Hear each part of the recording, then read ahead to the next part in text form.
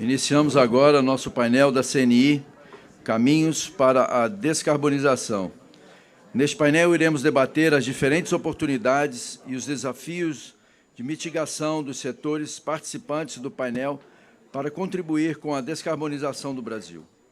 Nesta ocasião, será lançado o estudo da CNI, Oportunidades e Riscos da Descarbonização da Indústria Brasileira, roteiro para uma estratégia nacional. Estão no palco aqui conosco o presidente do Sindicato Nacional da Indústria do Cimento do Brasil, Paulo Camilo Pena, o presidente executivo da Associação Brasileira das Indústrias do Vidro, Lucém Belmonte, a presidente executiva da Associação Brasileira do Alumínio, Janaína Donas, o diretor de sustentabilidade da SAP, Pedro Pereira, o presidente da Randencorp, Daniel Randon, e o gerente executivo de Meio Ambiente e Sustentabilidade da Confederação Nacional da Indústria, Davi Bontempo, que será o moderador deste painel. A palavra é sua, Davi. Bom, obrigado, boa tarde a todos, um prazer recebê-los. E muito importante a fala do deputado para que a gente possa conectar aqui com o nosso painel. Importante também identificar a necessidade da governança, incluindo o setor industrial no mais alto nível estratégico, quando se fala de mercado de carbono. Isso foi colocado de uma maneira bastante importante, por todo o setor, e, com certeza, um dos principais assuntos, dos principais prioridades do setor industrial, quando se fala de regulamentação do mercado de carbono.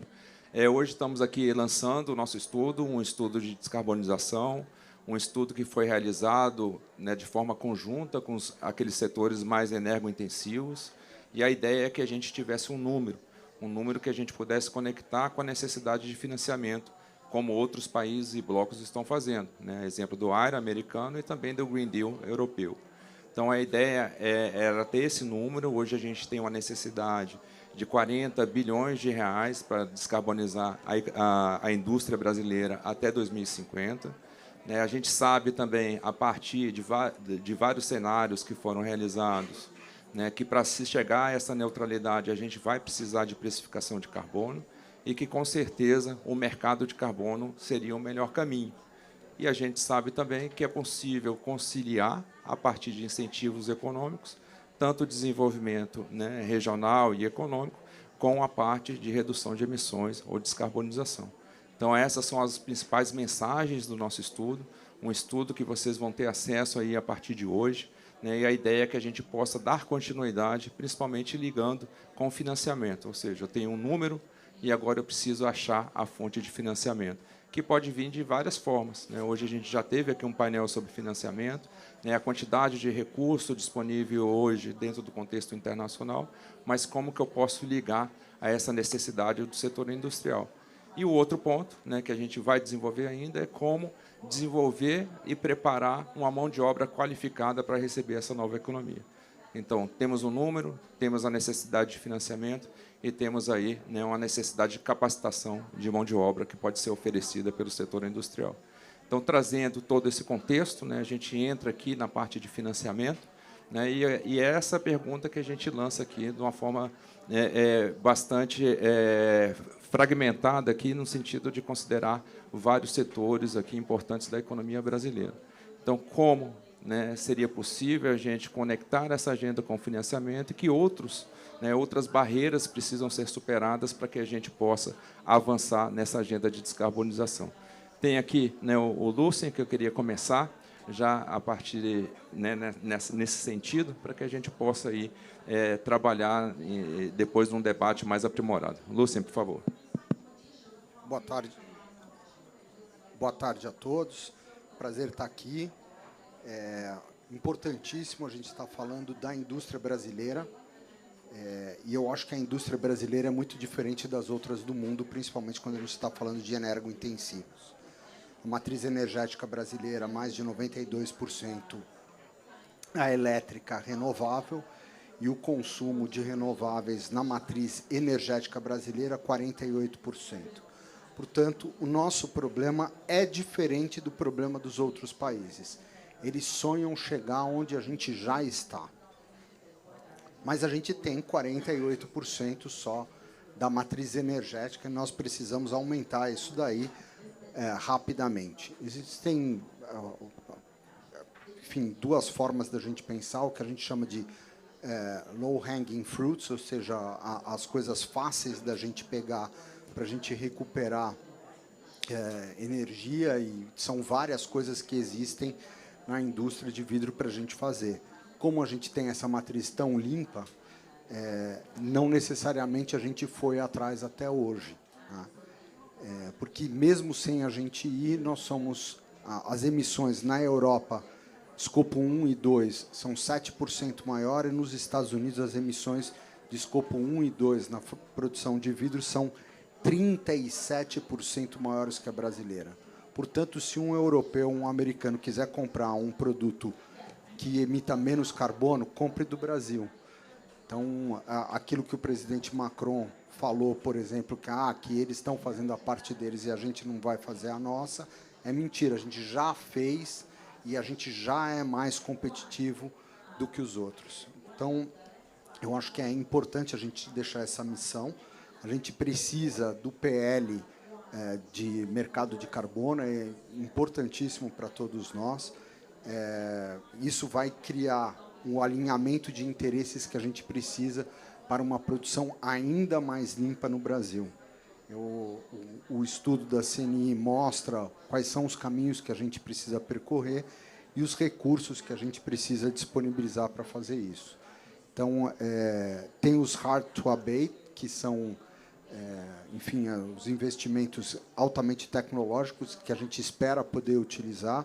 Dois deles, por exemplo, a circularidade no Brasil é muito baixa e a gente precisa aumentar muito a circularidade para a gente atingir a redução das emissões. Isso é um fator fundamental. O sonho do hidrogênio. O hidrogênio, está todo mundo falando, hidrogênio a terceira maior explosão depois de Hiroshima e Nagasaki, a terceira foi com nitrato de amônia no porto de Beirute, e, basicamente, nós estamos falando de hidrogênio. Então, a gente precisa tomar muito cuidado, que o sonho do hidrogênio não é uma coisa muito fácil. A gente já utilizou na indústria de vidro, 20% é super fácil, a gente não precisa de nada para poder utilizar, só precisaria estar disponível a um custo competitivo. Então, enfim, para deixar isso um caminho fácil da gente percorrer. Então, o PL, importantíssimo, acho que o deputado não está mais por aqui, e o tema central para todos nós é que o setor industrial esteja sentado na mesa, no mais alto nível, para que a gente possa discutir aquilo que eles vão empurrar de conta para a gente, né? Enfim, as discussões sempre são muito mais comando e controle do que construídas em parceria com todo mundo. E a experiência europeia é inteira de parceria entre o setor produtivo e o governo. Portanto, nós precisamos estar à mesa para construir essa realidade junto com o governo. Davi? Perfeito, obrigado, Lúcio. Paulo, conta para a gente aí a perspectiva do cimento. Bom, falando particularmente com relação à indústria do cimento, nós já identificamos já há algum tempo a necessidade de nos movermos sobre um programa consistente de identificação estratégica da redução de emissões. E, nesse sentido, nós iniciamos em 2014 o nosso roadmap da indústria do cimento. Esse roadmap se inicia, não coincidentemente, exatamente no mesmo ano onde se abate a pior crise da história da indústria do cimento, da construção civil nesse país, e estabelecemos parcerias importantes com a Agência Internacional de Energia, Conselho Mundial de Desenvolvimento Sustentável, Banco Mundial, através do seu braço financeiro, para o desenho e construção desse roadmap, partindo de 4 pilares mais importantes: combustíveis alternativos, novas matérias-primas, captura e estocagem de carbono, tecnologia de ponta, além da gestão de energia, de eficiência energética tão cara aí a todos os brasileiros.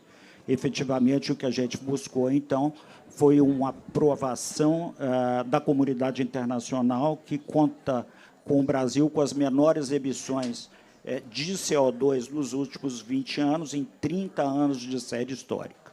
Ou seja, ainda que tivéssemos, Davi, essa aprovação internacional, o financiamento dentro do país e internacional ele se dá com extrema dificuldade.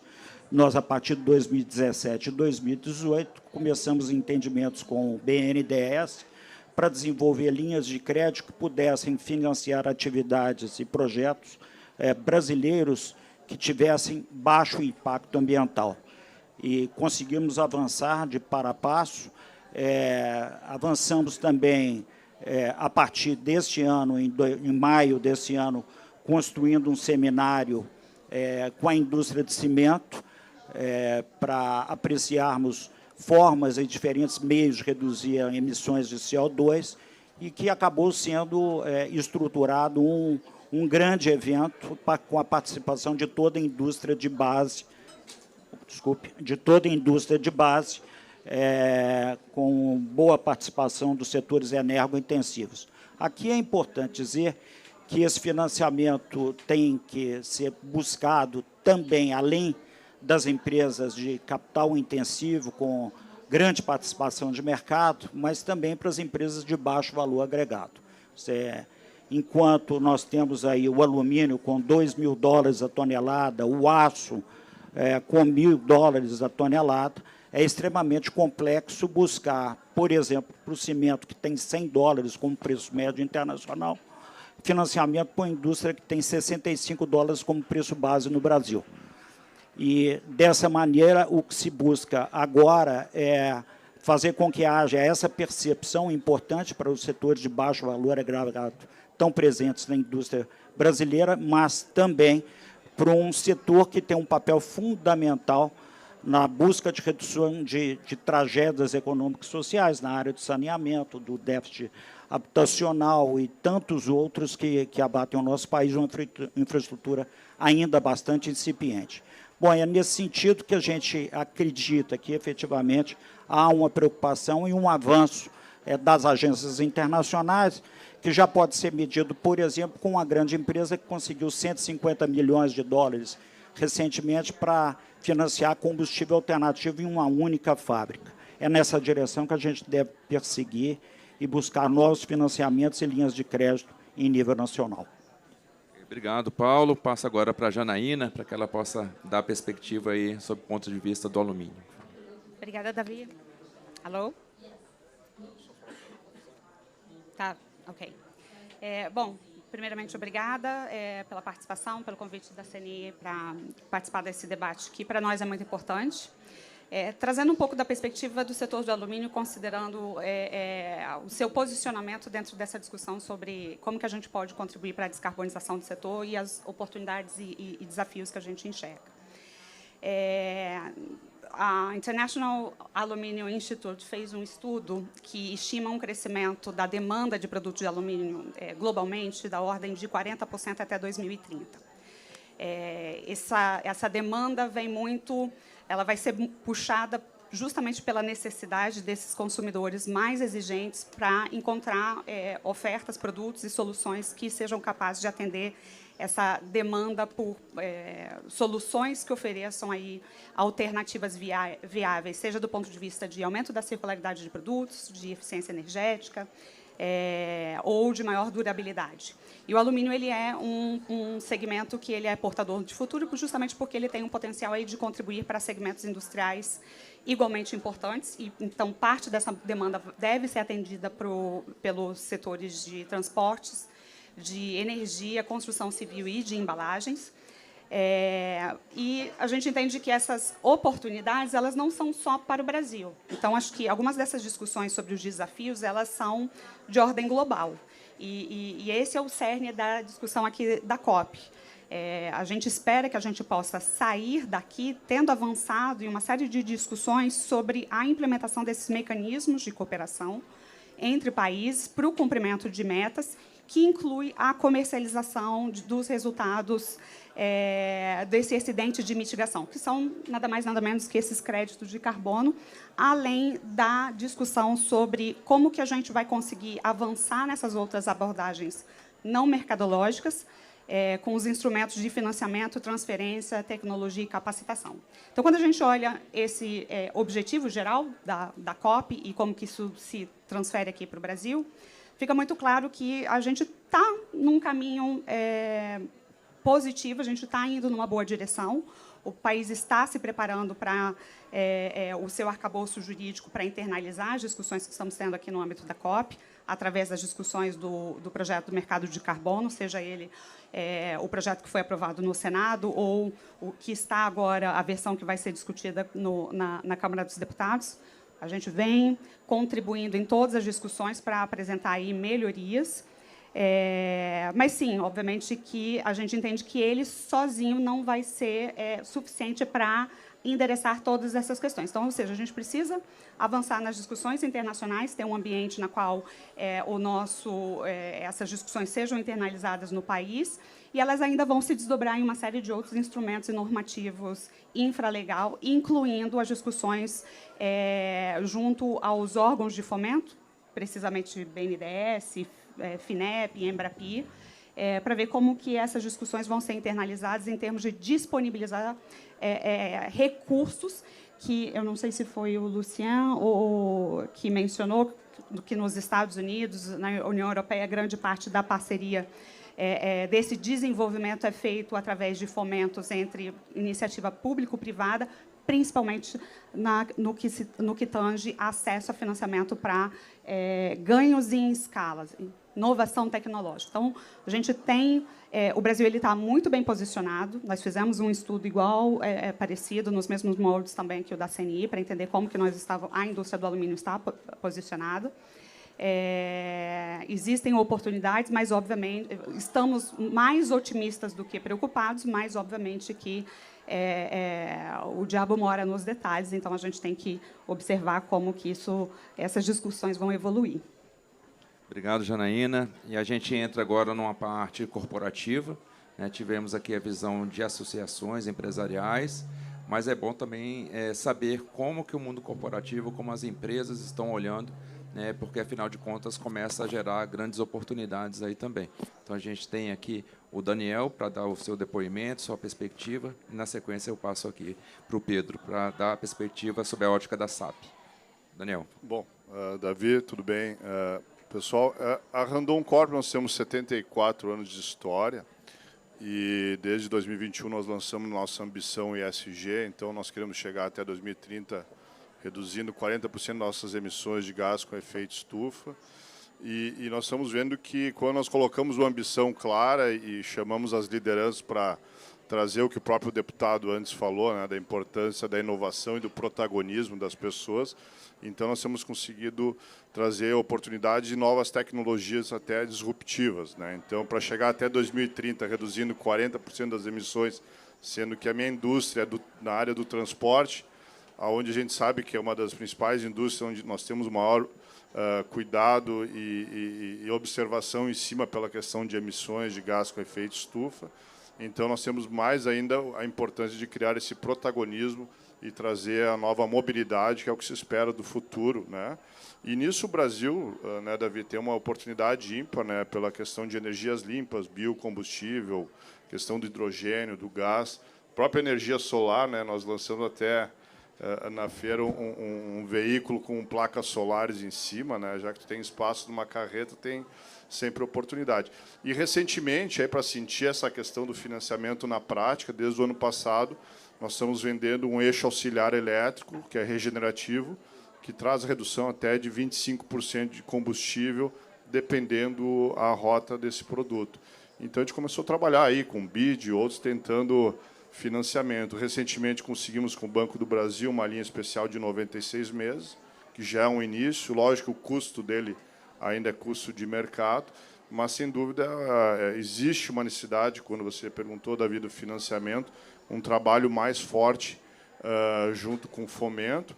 E é um dos grandes questionamentos, né? A gente fala que as energias limpas são importantes, o desenvolvimento de produtos é importante, mas nós temos que olhar quem que vai financiar essa conta, e mesmo os fundos, né, que querem alocar parte do seu capital em projetos sustentáveis, também se questionam de onde é que nós vamos trazer esse dinheiro para viabilizar essa transformação.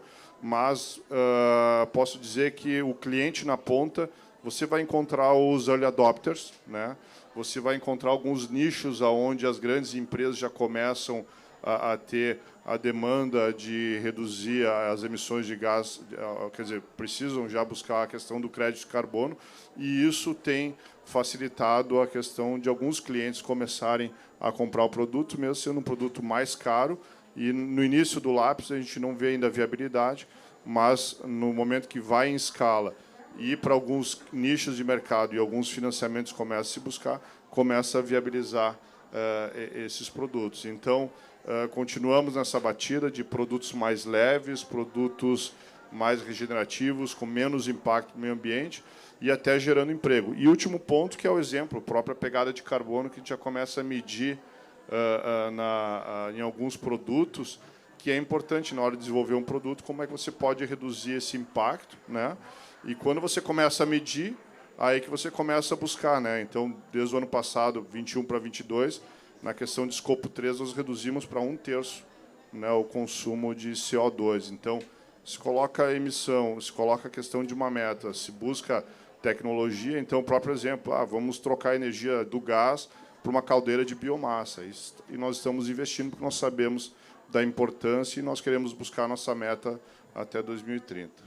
Obrigado, Daniel. E aí, falando em neutralidade e descarbonização, a gente começa a perceber países, empresas, né, desenvolvendo seus planos de estratégia, né, para atingir esse objetivo e já enxergando o carbono como uma commodity, né, de precificar o carbono.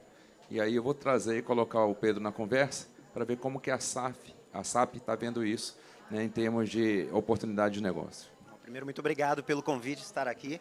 É um prazer de representar a área de tecnologia, que tem sido um habilitador de eficiência, produtividade nas organizações. A SAP é uma empresa líder global que tem apoiado empresas como a Randon, fazer com que a operação flua de maneira exata, correta, que você tenha a informação na sua mão, sempre com a perspectiva financeira exata.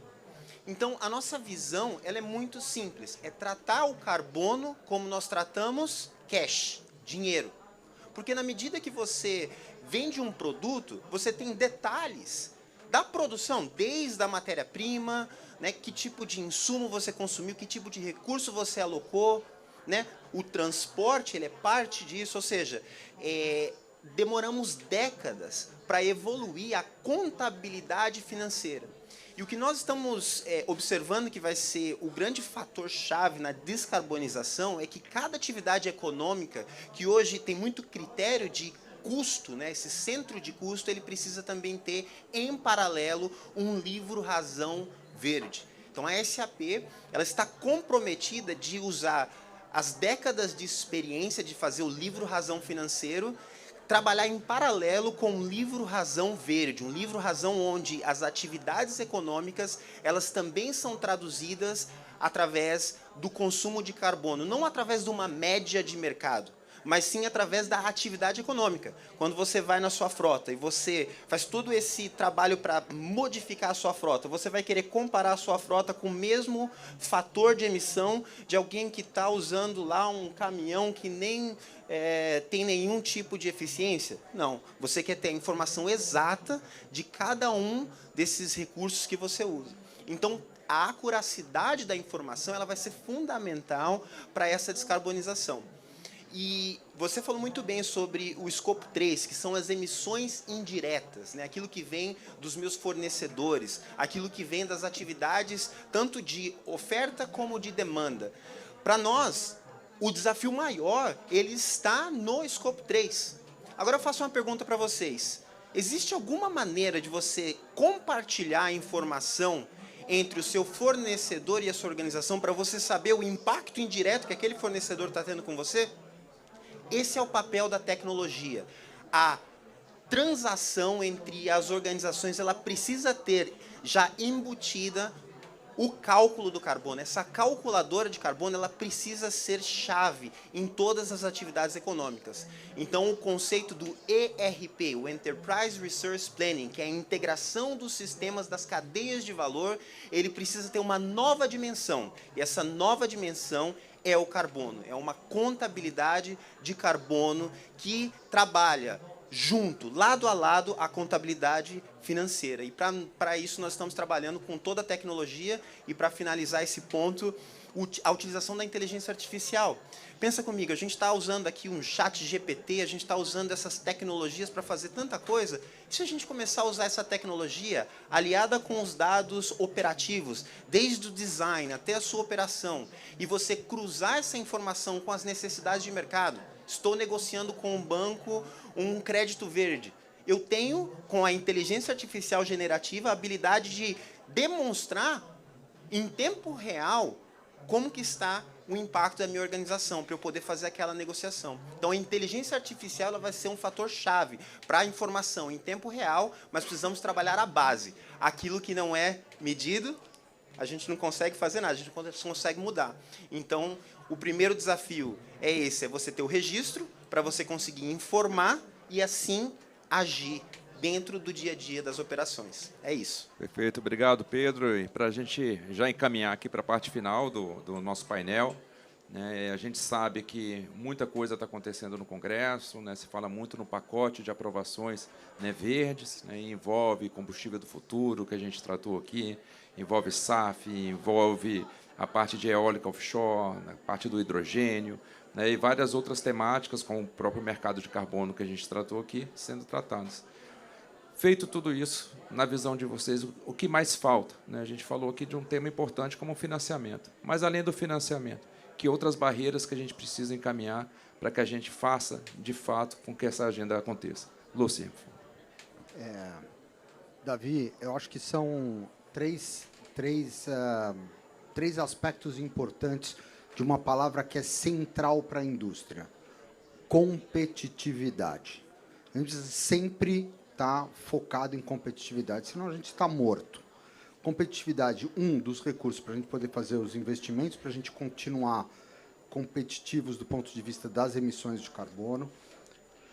Acho que a gente tem a possibilidade de ganhar os mercados internacionais e a gente tem que tomar muito cuidado com uma terceira coisa, que é a invasão possível de produtos que tenham grande carga de carbono no Brasil. Então, a Europa colocou isso como uma defesa importante e a gente precisa colocar isso também no centro do debate, senão a gente vai acabar virando a lixeira do mundo e isso é um ponto muito delicado. Agora, quando a gente fala de competitividade, tem uma lógica que a gente não está necessariamente respeitando, que é o seguinte: mesmo que tenham novas tecnologias e novos conceitos, a gente não pode utilizar estas tecnologias e estes conceitos para encarecer o produto dos outros. Então, subsídios da conta de energia, capa hoje do Globo, com matéria gigantesca, quando o Congresso for lá e apoiou uma série de alternativas energéticas que vão acabar encarecendo a conta. E a mesma coisa, quando a gente está falando de combustível do futuro, não dá para a gente colocar reserva de mercado para um certo tipo de produto que todos os outros vão ter que pagar a conta. Eu adoraria ter um projeto de lei que dissesse, olha, toda casa tem que ser 50% de vidro. Não dá, né? Então, por favor, não façam a mesma coisa em relação a gente, impondo, formas de raciocínio de preservar um ou outro em detrimento da lógica de mercado. Obrigado. Paulo? Bom, a gente firmemente acredita que a precificação vai viabilizar uma série de soluções tecnológicas, inclusive, Luciano, para, por exemplo, uma indústria que tenha uma forte emissão com a indústria de cimento. Quer dizer, em função do perfil de emissões e dos progressos havidos na nossa indústria, hoje a média mundial de emissões da indústria de cimento é de 7,1%, do Brasil é 2,3%. eu tive a oportunidade, na outra pergunta, citar a importância da indústria, desses avanços da indústria, que conseguiu aí ter a menor intensidade de carbono do mundo. Mas existem outras soluções que têm que ser tomadas, principalmente para os setores carbono intensivos. Nós sabemos que tecnologia hoje estão inviabilizadas para uma série de setores. Para o meu setor, onde 50% das emissões ele decorre do processo produtivo, ou seja, não é absolutamente em razão do que a maioria hoje obedece, o consumo de combustível, por exemplo, ele precisa ser solucionado. Então, nós acreditamos que, firmemente, a precificação é uma solução. E, hoje, o que se percebe claramente é que o mercado vem trazendo isso, e mais de 25% dos gases de efeito estufa hoje já são medidos, né? A própria América Latina tem um conjunto de países, Argentina, Chile, Colômbia, o próprio Uruguai hoje, que já precificaram carbono e combustível fóssil, e o Brasil continua ainda patinando, perdendo oportunidades importantes e inviabilizando o alongamento de prazos de entendimento, de conhecimento, para descarbonizar a sua economia. Então, o que a gente vem trabalhando hoje, o deputado teve a oportunidade de colocar, foi um projeto de lei que obedeça princípios importantes, como, em primeiro lugar, a solução via mercado. A CNI fez um trabalho 4, 5 anos atrás nisso, que apontava a solução da taxação como uma solução que poderia inviabilizar investimentos importantes, que geraria uma redução do PIB, enfraqueceria a nossa capacidade de inovar e desenvolver P&D. Então, é importante realmente que a opção, que eu acho que agora já superada de mercado, esteja estabelecida. Segundo, diz respeito à proporcionalidade, quer dizer, essa indústria responde por até 10% das emissões existentes. É esse o teto que nos cabe, efetivamente, na organização do cumprimento dessas obrigações. Proporcionalidade, então, é fundamental. Governança, também colocado aqui para o deputado, uma participação dos setores energo-intensivos, não só no aspecto consultivo, mas na deliberação das decisões que precisam ser tomadas. As alocações de permissões, que é fundamental para que a gente consiga identificar o desenvolvimento tecnológico de cada setor, mas também e principalmente as conquistas havidas, e a reciclagem de investimentos de capitais para o reinvestimento de recursos gerados por esse sistema. Aqui no Brasil, a gente tem aí um hábito e uma permanente presença do Estado no contingenciamento de recursos que deveriam ser reinvestidos nas atividades diversas da nossa economia, que a gente não deve permitir, que deve viabilizar tecnologia, deve ser exatamente com esse recurso gerado a partir desse sistema nacional que está sendo implantado nesse momento. Então, o que Luciano coloca aqui em termos de competitividade econômica, mas também de sustentabilidade, é fundamental para que a gente coloque esse país numa rota correta e que possa ter uma identificação e uma conversa permanente com os outros sistemas internacionais que estão sendo desenvolvidos ao longo do tempo. Obrigado, Paulo. Janaína? Bom, tá tocando. Bom, certamente é dos principais elementos que a gente precisa avançar na questão do estabelecimento de um sistema de precificação de mercado. Então, a gente vê isso como positivo não só para que a gente consiga alcançar,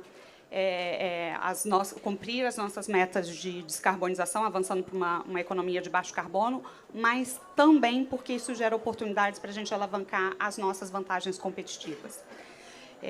Como eu havia mencionado, no ano passado nós contratamos um estudo, um dos professores envolvidos no estudo está até aqui, que é o professor William Wills, Naquele momento, a gente estava interessado não em entender como que estamos posicionados em termos de descarbonização, porque a gente já tinha consciência de que os esforços da indústria do alumínio elas já são de vanguarda, têm um certo protagonismo. Mas a gente estava preocupado com um elemento que o Lucian colocou, referente à competitividade dos nossos produtos em relação a produtos importados e quão vulneráveis a nossa indústria estaria diante do surgimento de mecanismos de barreiras tarifárias, não tarifárias, sofisticadas, transvestidas de barreiras relacionadas a questões ambientais. E aí a gente está citando especificamente o mecanismo de ajuste de fronteira implementado pela União Europeia, o CBAM. E então a gente quis entender como que a nossa indústria estava posicionada, e a gente fez estabelecemos algumas premissas e cenários hipotéticos. A conclusão desse estudo, dentre os cenários, as premissas, a gente considerava a implantação do sistema do CBAM como realidade em todos eles, o cumprimento de metas de descarbonização pelo país, a existência ou não de um sistema de precificação de carbono e a adoção pelo Brasil também de um sistema parecido com o que a União Europeia estabelece, que é o CBAM. A conclusão do estudo é que a intensidade carbônica do alumínio brasileiro, por conta da nossa matriz energética, por conta de uma série de investimentos que nós temos feitos em várias questões, inclusive em circularidade, ela chega a ser, do berço ao portão, 3,3 vezes menor que a média global. Ou seja, nós somos muito competitivos com mercados altamente exigentes, incluindo o da União Europeia.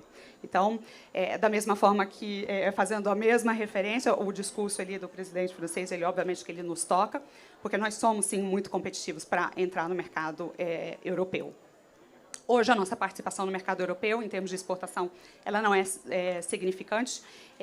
Grande parte da nossa produção está destinada ao atendimento do consumo interno, mas isso é uma oportunidade, isso fica aqui como sendo uma reflexão sobre as perspectivas da gente nos inserir no mercado global. O Brasil já foi protagonista, estamos recuperando aí o nosso processo de industrialização e existe um potencial de podermos nos reinserir neste mercado, competindo com mercados como o americano e o europeu. Nestes cenários que nós estabelecemos, o cenário em que existe o nosso estudo apresentou os melhores resultados, não só para a nossa indústria, mas também para o país, é aquele no qual nós temos o cumprimento das nossas NDCs, um sistema de precificação, o CBAM é a realidade, a variável que não modificou, e também um mecanismo, um CBAM brasileiro. Por quê? Por que ele é importante? Porque, como o próprio Lucian mencionou, a gente fica suscetível à importação, ou seja, vazamento de carbono, de emissões, e ficamos suscetíveis às importações daqueles países que não estão cumprindo com as metas que o Brasil está estabelecendo. Então, ele é importante, esse tipo de mecanismo ele é importante para garantir isonomia entre o nosso produto nacional e o produto importado. Enfim, acho que são essas algumas das questões que nós tínhamos que colocar. O Paulo já mencionou a importância, tanto o Paulo quanto o Lucian já mencionou a questão aí da nossa matriz energética, a necessidade da gente, somos setores também eletrointensivos, então, obviamente, a disponibilidade, a segurança energética ela é algo importante para o estabelecimento da nossa indústria e da nossa manutenção do direito de crescer e desenvolver, porque é disso que nós estamos falando. Nós também temos esse direito e temos condições de fazer isso de maneira altamente responsável. Obrigado, Janaína. Daniel, por favor.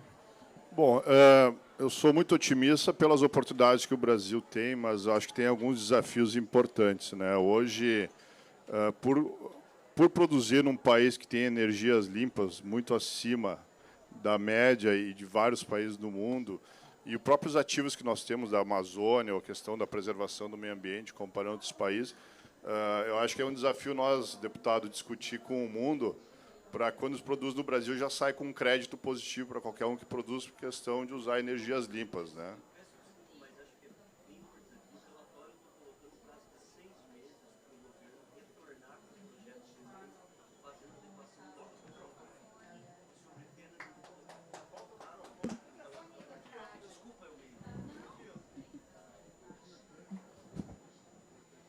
fiquei muito feliz com sua fala e nessa linha de preocupação eu coloquei no relatório, mesmo o relatório ainda não sendo público e sofrendo modificações, eu coloquei um prazo de 6 meses para o governo federal, a partir do momento da aprovação, encaminhar um projeto de lei regulamentando o ajuste de fronteira no nosso país, colocando a obrigatoriedade. Se nós teremos mercado regulado com cumprimento de metas, nós não vamos aceitar que tenha um prejuízo à nossa indústria. Como eu disse, a ideia não é de arrecadação, é levar em consideração que a nossa indústria é responsável por apenas 7% das emissões geradas no Brasil.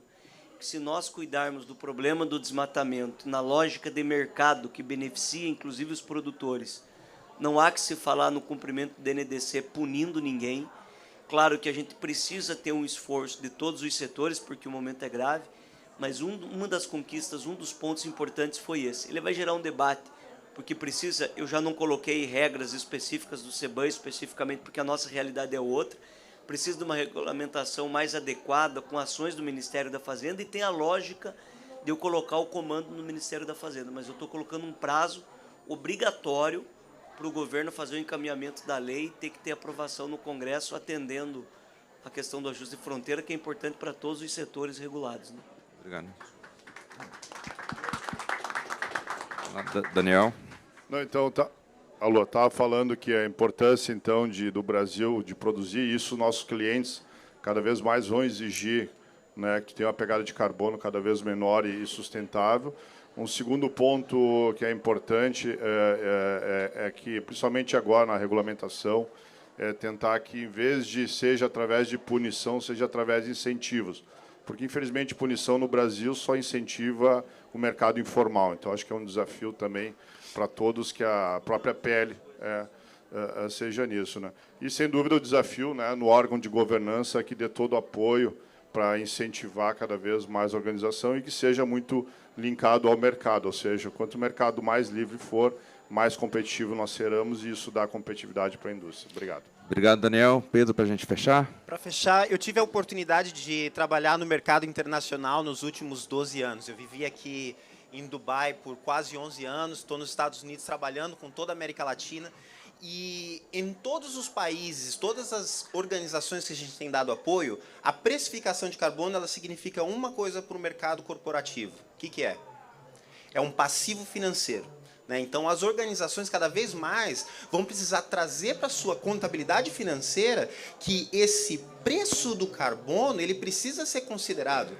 E quando a gente fala de competitividade, como que as organizações que já são muito eficientes em diversas áreas da sua atividade econômica também possam ser eficientes no carbono?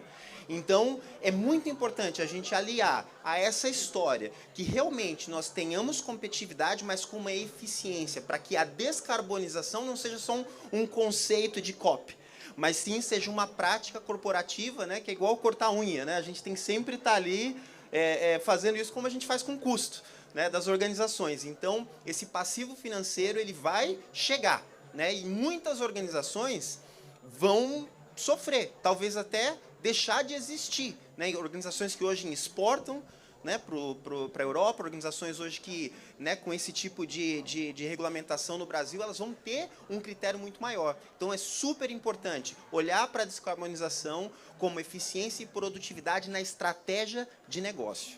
Perfeito, Pedro. Fechamos aqui o nosso painel. Muito obrigado a todos e nos vemos aí no próximo painel também. Abraço.